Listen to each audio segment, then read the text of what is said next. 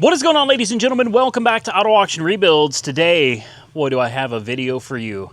My new to me 2021 Tesla Model S Plaid has some very serious issues that we're going to go over in this video.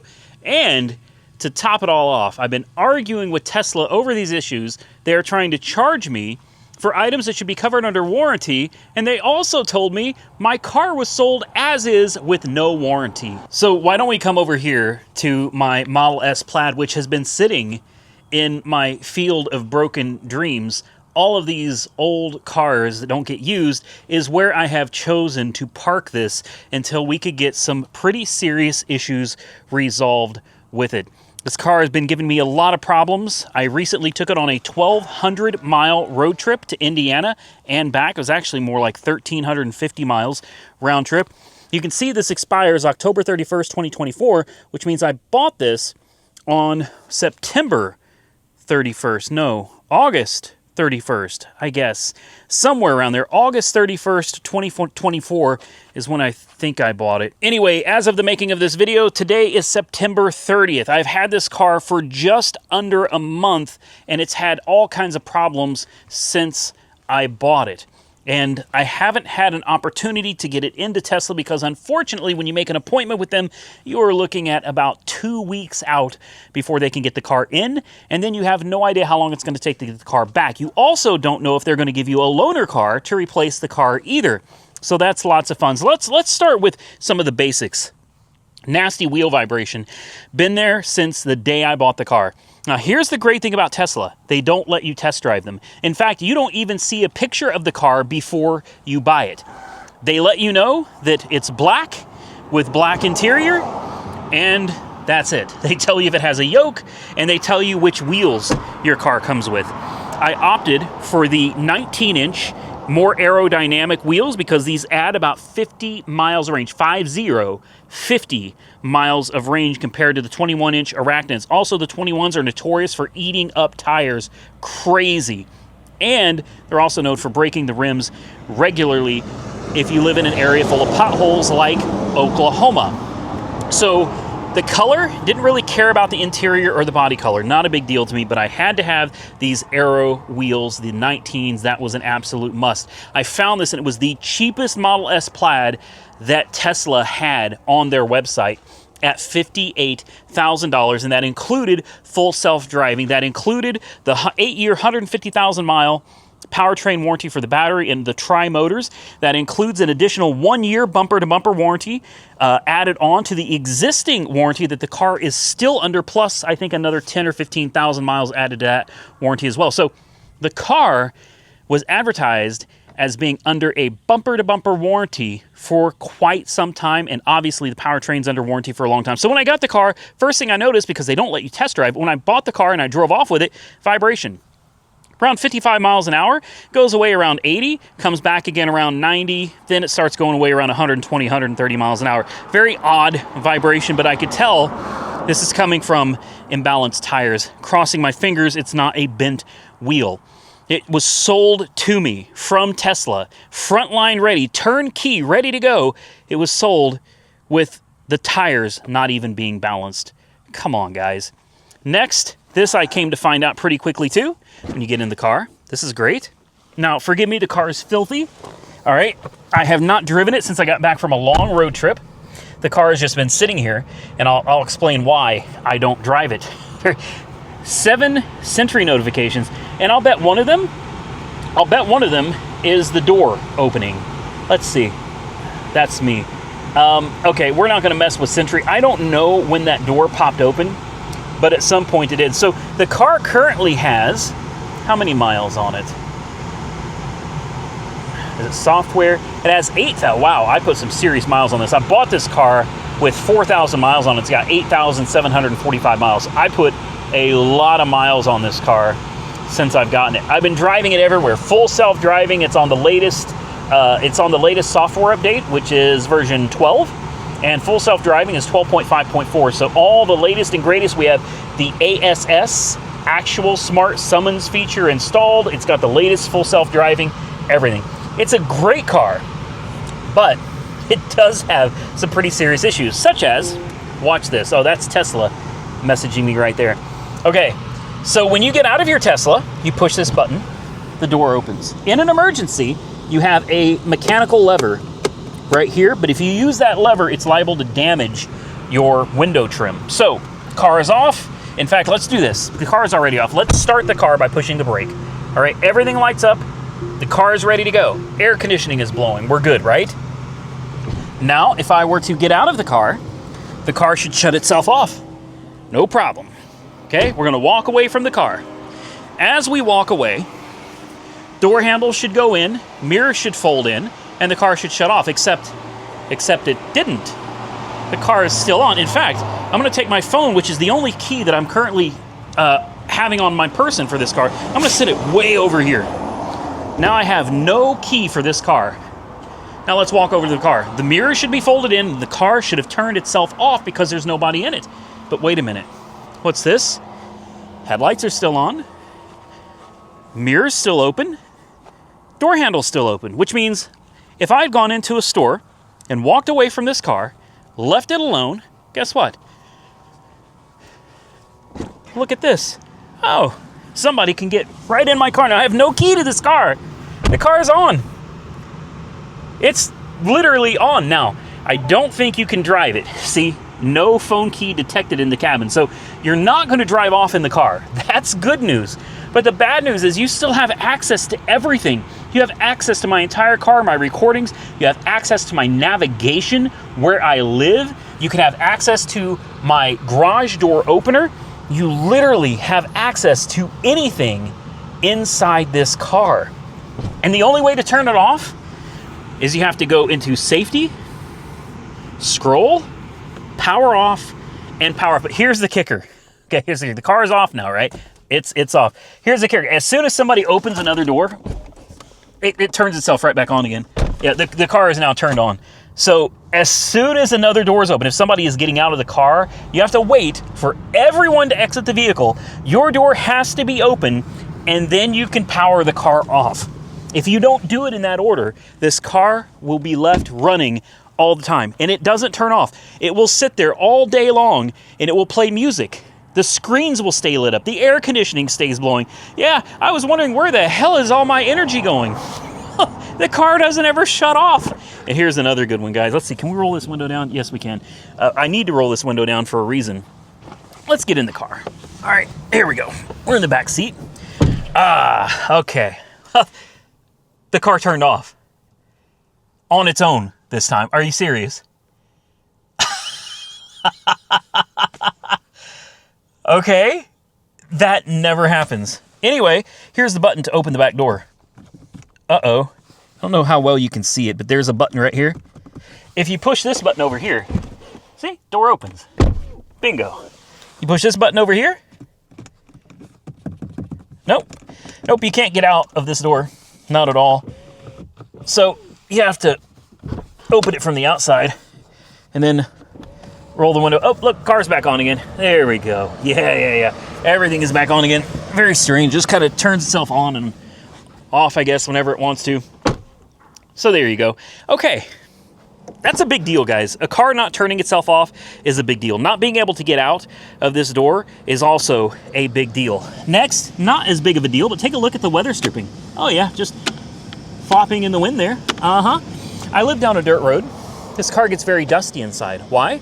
Well, because all of my door seals are just kind of flopping around. They're not really attached to anything. They're just kind of, I'm telling you, the build quality on this car is absolutely horrible. Absolutely horrible. Honestly, it's embarrassing. I'm glad that I got this car for $58,000 because this, at this price point, I would expect these kinds of problems. You know, I do believe warranty will end up fixing this, and hopefully the only thing I have to pay for out of that warranty claim is going to be the wheel balance, which honestly I shouldn't have to pay for because the car came to me with unbalanced wheels. They were already vibrating. The minute I got in and took off, we had a problem with the wheels needing balance. That should have been done, but it wasn't. And you can't test drive the car to complain about something and have it fixed before you buy it. Now, somewhere in here, where is it?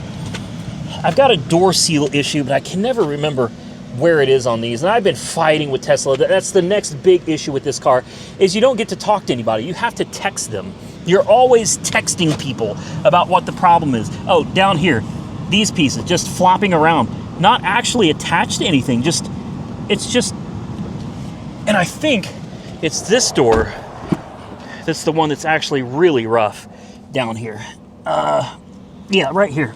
This is, look, this is not attached. Look at this. It just, this whole thing, all this weather strip, it's just flopping around, you know, all over the place. What kind of build quality is this? Next, you think we're done? We're not done. Again, not a huge deal, but something back here is rattling. See this? Look at this. Look at how this just bounces. You see how it makes noise? Especially back here. As you hit bumps, this rattles around. It's annoying. And it does it on the other side too. Not to worry, it's not just one side, it's both. So if you're driving down any kind of a rough road at all, well, you're gonna get all kinds of nice, rattly noises from the back of your 130,000, see? $1 Tesla. Yep. But that's not all, folks. We have even more issues, okay? Come up front. This is one I can't show you, but when you're going down the road, nice bumpy road, let's assume the air conditioning isn't on, you know, high like it is now and the radio's not on loud. You can hear rattling somewhere back in the dash. I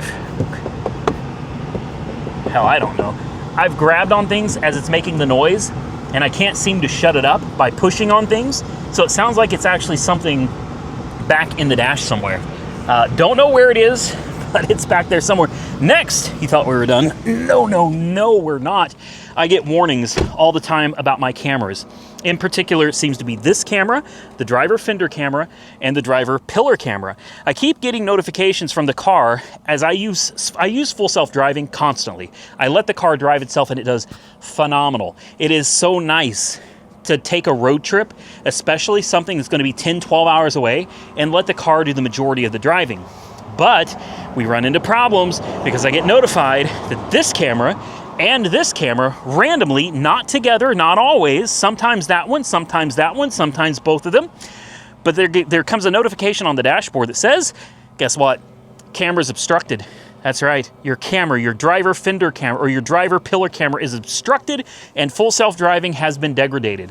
That's right. So it pops up, then it'll go away, then it'll pop up again, go away, pop up, and it's not like it's pouring down rain. It will do that in inclement weather, obviously.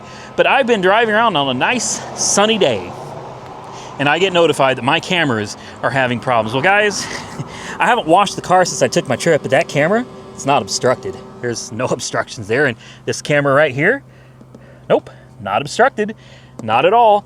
So obviously this car has, it's got a few issues, man. A lot more issues than you would really expect from a car with only 8,700 miles on it. And these issues have been present since I bought the car with 4,000, maybe I bought it with 6,000 miles. I can't remember for sure, but 4,000 to 6,000 miles on a 3-year-old car. And it's got all these problems. Now, none of them are super crazy problems, except for the one that I haven't told you about, which is, on occasion, the car has tried to drive me into the side of semi-trucks. Yeah, it's great. Full self-driving. You have to keep your hands on the wheel because you can't always trust the car. But full self-driving, maybe the cameras need calibrating. I'm not quite sure. But let's say that it's driving itself and you're in the slow lane, which is the lane that I am always in unless I'm passing. The car driving itself follows that rule because it's a rule of the road. Well, you come up behind somebody that's going too slow. Not a problem. The car will turn on its signal. It makes sure there's no cars over here, and it will move into the fast lane. It will then pass the car like it's supposed to, and then it gets ready to merge back over into the slow lane. But wait, hold on. The car starts to merge while a semi-truck is still next to it. It's like the car doesn't realize that there's a truck or another vehicle still in the lane. It doesn't fully pass the vehicle it was trying to pass, and then it gets to up here and it tries to merge, and the steering wheel turns, and then the car jerks itself back, and I'm holding the wheel and I'm also trying to jerk it back because holy crap, no. Most of the time it merges like it's supposed to, but there have been many occasions, too many for me to be comfortable with, that it doesn't fully pass a semi-truck or a pickup truck or a car, and it decides it just wants to try to merge right back over with the vehicle still in the lane. Now, with all of that said, guys, I love the car. I love Tesla as a brand, but I'm going to tell you right now, the build quality of these new Teslas, absolutely horrific. It's absolutely horrible. This Model S P85, it doesn't have any of the technology that the new one has. It doesn't even have cameras, guys. It has a backup camera. That's it. No full self-driving. This car comes with nothing. Okay, it's got a couple of screens, and that's it. But this car is whisper quiet. You can drive this anywhere. Down bumpy roads, gravel roads, it doesn't matter. The car is whisper quiet all the time. It's an excellent example of what Tesla used to be. And unfortunately, the new one over here, and this is their flagship. Are you kidding me? A car that would have cost somebody $130,000 with all of these problems? Come on, man. There's no way. Even at $58,000, I'm disappointed in this car, but I'm thankful that I didn't drop 6 figures on something like this. Now that I got all my complaining out of the way, I'm gonna have to post up some of my texts between Tesla and I. Unfortunately, you can't talk to them. You know, that's the biggest problem I have with the whole Tesla ownership experience, is you don't get to talk to anybody. It's through text messages. And they get back to you whenever they get back to you. There's no way of really contacting somebody about your problems. They don't seem to understand what you're saying either. You can tell them clear as day what the problem is, and then they come back with something else. They don't understand. It's like, if you would just call me, talk to me like a person, we could figure this out. But instead, you want to text, and sometimes things get lost in text. You know, they're ordering some of the wrong door seals. They're telling me that this nasty vibration that I have at certain speeds is going to cost $160 to diagnose. And I said, why? I said, it's probably just the wheels needing balance. I said, so let me get this straight. You're going to charge me $160 to diagnose that the wheels need balanced, and then you're going to charge me to balance the wheels? And they said, yes. They said, wheel balancing is not part of the warranty. No kidding. I know that wheel balancing is general maintenance and not covered under warranty, but you sold it to me with the wheels not balanced. Couldn't you do like a one-time courtesy favor and say, gee, we're sorry we sold you a car with so many problems right out the gate. Let's take care of this for you? No. So I told them, don't bother charging me $160 to diagnose a wheel balance issue. I said, instead, just balance the damn wheels. All right, next, they're trying to charge me $320 for the rattling noises because, this is great, they claim that the rattling noises, unless they can find a defective component causing the rattle, rattling, creaking, clunking, and knocking is considered part of normal operation for a Tesla. Are you kidding me? Tesla, have you guys forgotten where you came from? 2013 Model S P85, 260,000 miles, doesn't rattle, creak, clunk, knock, or vibrate. And then they go so far as to tell me, this is the kicker of the video, they tell me used cars are sold as is. As is. As is. You literally they added for free an extended warranty, bumper to bumper, for this car. And they tell me that it's as is. So which is it, Tesla?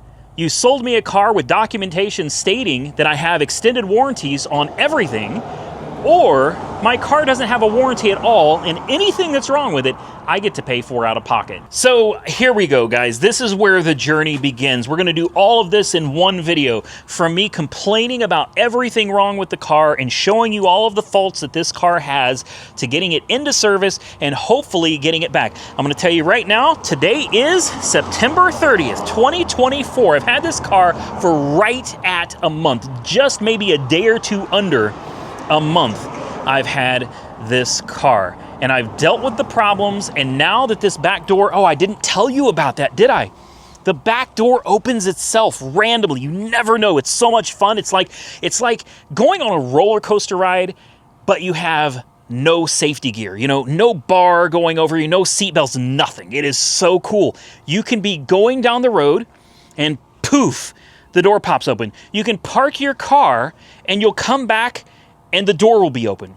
Just magically, this is the only door that does it, but magically this door just poop, pops open, and it's really great because it'll set the alarm off. It sets off your phone and everything, letting you know as well, like somebody's breaking into the car. It is so much fun when this door just kind of pops open all by itself. Yeah, so we're going to get this into the shop. So I had an appointment. It's September 30th. The appointment was scheduled for October 4th.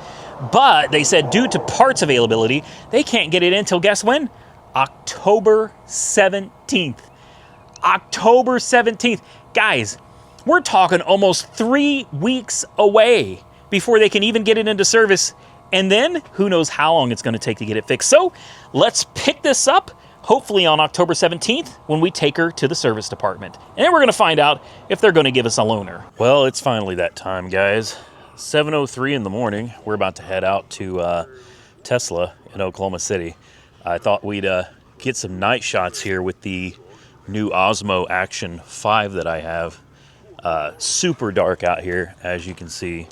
But I think the video quality of this thing is incredible.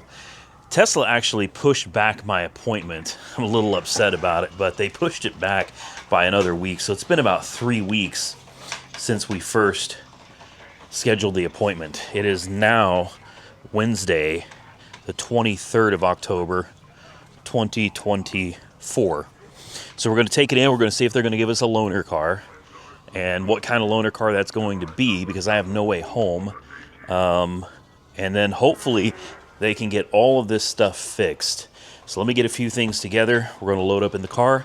We're going to head out to the local Oklahoma City Tesla location. Typical Oklahoma traffic at 7:45 in the morning. Highway's closed and I'm late, which is fine because I just found out, this is great news. My appointment's at 7:45 in the morning. Obviously we've got fire trucks. There's some accidents going on here. Normal Oklahoma traffic, nothing new here, but my appointment is at 7:45 in the morning. Not gonna happen, bub. And yeah, try again. Little Chevy Blazer or something, I don't know. He thought he was playing with me, but didn't work out for him. Anyway, 7:45 is my appointment time. It's 7:45 right now. But I just checked Tesla's website while I was sitting in gridlock traffic there, and they don't open until 9 in the morning. So I'm not entirely sure what we're doing getting here at 7:45 because I'm supposed to have a loaner car. Obviously, Tesla is it's like 40 minutes away from where I live, guys. So I'm going to be standing here in downtown Oklahoma City if they're not open, you know, for an hour at least with no transportation. I can't wait. I can't wait. This has been a disaster, man. From selling me a car that was broken on the lot to then trying to get me to pay for all of this stuff that's broken when it's under warranty, to setting up an appointment and then canceling it the day before. Literally. The day before the appointment, they canceled, scheduled it another week out. And now, showing up an hour early before you guys even open for an appointment. This is going to be, I don't know. Hopefully all goes well, guys. We're almost there. So nothing left to do but just see what happens. Well, here we are. Finally rolling in. I'm not even sure where we're supposed to park over here. Your destination is on the left. Thank you. All right. Well, I do see people here. There's definitely cars pulling in. So... Oh, it quit driving. Okay. All right, guys. Well, let's see if we can find a place to park.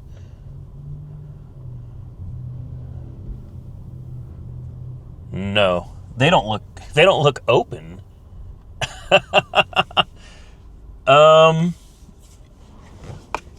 Great. Okay, give me a second, guys. I gotta find somewhere to park this thing. We'll be back. All right, so we're obviously late. It's 7:52 in the morning. It is what it is. The car is here. We're going to do a quick walk around just in case there's any damages that pop up after the drop-off. And then it says I need to go inside and talk to an advisor. But of course, they don't open for over an hour. So there's the car.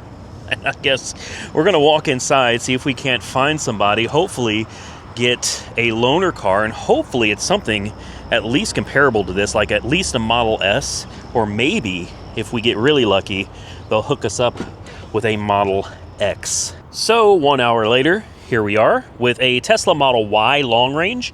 They gave me a 2021 with 74,000 miles. Got about 279 miles of range at 100% charge. So this is going to work for me. They told me they should be able to get everything done. I have a lot of complaints with that other car, guys. They said that they should be able to get everything done by the end of today, maybe tomorrow at the latest. But they say they try really hard to get everything done quickly, very efficiently. So if that's the case, I'm going to be very impressed. I did go on a ride-along with a technician so that we could duplicate the noises. We had some weird rattling noises from the rear wing window trim panels back here, rattling around every time you hit bumps, a little rattle noise from behind the dash, but they're going to get that all taken care of. And the biggest problem, of course, is the car not turning itself off when you get out. It's a huge issue, safety concern as well, but they think they're going to get all this done, guys. I kind of like the Model Y. Never seen one before. The white interior, man, I kind of like it. Not going to lie, that kind of Astro roof.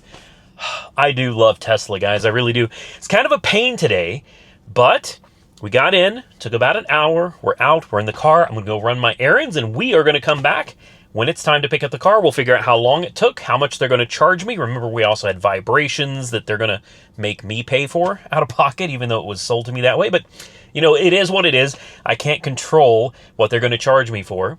But I can definitely let you guys know how my experience has been with the Tesla service department. And so far, these guys over here, they replaced the motor in my other Model S. They replaced the pyro fuse in it. Very efficient, very quick, and as far as I'm concerned, the pricing is quite reasonable for something as nice as this. If this were a Mercedes, like an S-Class Mercedes, you couldn't walk out of a dealership paying $300 or $400 for services, guys. You'd be walking out paying $3,000 or $4,000 for service. It is finally time to pick up my car again, guys, and boy, let me tell you something. This one had some problems, all right? It was supposed to be done the same day. It has been 2 weeks since we dropped this car off here. She had a lot of problems. One of the main problems that I had with this car is it had a nasty vibration. From the day I bought it, it just constantly vibrated. Anything above 45, 55 miles an hour, you just get this nasty vibration. Well, before I brought the car here, it had Pirellis, and today it has Continental Pro Contact. These are RX T1s. I think that's what they are. Anyway, these tires are all four brand new. Tesla tried to charge me about $2,500 for the repairs to this car, and a lot of that was the cost of the tires. I think about $2,200 was the cost of the tires, and I was like, wait a minute. I said, you guys literally sold me this car with bad tires. The reason for the vibration ended up being all four tires were out of round, according to Tesla. And I responded to them in the app and I said, but I've only had this car for like 4,500 miles, 5,000 miles tops. The car itself doesn't even have 10,000 miles on the odometer, and the car was supposed to be under warranty. So I was like, how am I supposed to pay for tires that were bad when I bought the car? It didn't make sense. I actually got pretty upset over that ordeal, being charged that much money for tires on a car that was sold to me with bad tires. But I couldn't have known that the tires were bad because you can't test drive these cars. You have to buy them first. Once you buy them, then you get to test drive them and figure out all of their faults. Well, the tires took a while to come in. There was also a piece of trim for the back door that needed to be replaced. I'm not sure which piece it was, but they had to wait on those parts. The tires took quite a while to come in. They ended up fixing everything. And the rattling noise from the back turned out to be some clips. I'll actually show you right here where this wing window is. Right here, there were some bad or broken clips in there. They replaced those. Those are fine now. Brand new tires. Seat sensor had to be replaced. It was the driver's side occupancy sensor. Went bad. They went through this car with a fine-tooth comb, and according to them, everything is good now. The only thing that I had to pay for out of pocket, which I still don't think I should have, is this. This is the alignment. And you could tell the alignment was off. So you have 6.48 on the caster, and it's supposed to be, I guess, 5.08. Over here, we had camber was negative 1.34, and it's supposed to be 0.86. That was significantly off. Same thing, we have toe on the back. 0.11 is supposed to be 0.17. 0.01 is supposed to be 0.24. So the alignment was off pretty good on this car, which would explain the crazy tire wear. When I asked them about over the phone, like, why would it need tires after 10,000 miles, especially when you consider tires for this car, they're over $2,000, guys. They told me that it's because the weight of the car, the size of the car, and the fact that it has so much torque that it just eats through tires. And I was like, if I'm going to be having to put $2,000 in tires on this car every 10,000 miles, I don't expect that I'm going to hold on to this car very long. Anyway, it's done. I'm happy. I'm missing something, and it's no fault of Tesla. Like, this is something I can't figure out what I did with it, but I had some new windshield. Oh, there they are. Dang it. And there's my air pump. I've been looking for all of this stuff. This is a cabin air filter that is from Tesla that I've been looking for, and 2 windshield wipers directly from Tesla. I lost them, and I also lost this air pump. I've been looking for these things, well, for quite a while, because like I said, this car has been here for weeks when it was only supposed to take 1 day. Anyway, I'm very thankful that I didn't have to eat the cost of this myself. Obviously, if it came down to it and I didn't have a choice, what are you going to do? You know, if the car needs tires, car needs tires. I knew the car was going to need an alignment, and I was right. It needed an alignment. So, you know, worst case scenario, I would have been out about $2,800 in repairs on this car, and yeah, I would have been pretty pissed about that, guys. But Tesla took care of me. It's all handled. We got the car back, and the rest is history. Hope you enjoyed this video, guys, because this one is a wrap. If you enjoyed today's video, do me a favor, hit the thumbs up button and let me know. Consider subscribing to the channel if you haven't already subscribed. And until next time, stay safe out there, everybody. I look forward to seeing you all again very soon in the next one.